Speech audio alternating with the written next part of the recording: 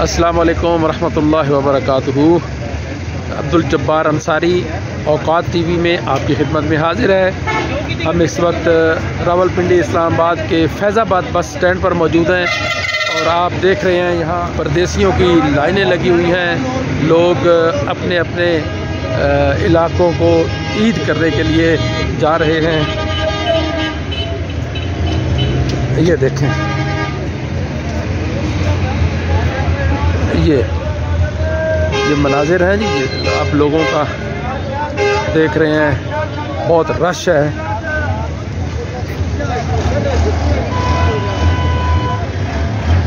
कुछ बसें आ रही हैं, कुछ जा रही हैं। ये सामने सुबह का वक्त है।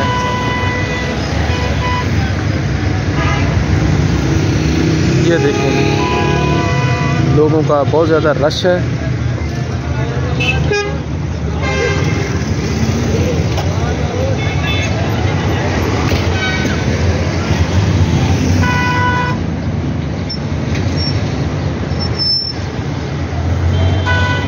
ये मेट्रो का स्टॉप भी यहाँ पे बना हुआ है और ये आप देख रहे हैं मुख्तलिफ़ कंपनियों की यहाँ जो है ना बसें चलती हैं। बसों के स्टैंड हैं, फैसल मूवर है, स्काईवेज है और राजा ट्रैवल है। इसी तरह दीगर लोकल कंपनियाँ भी हैं और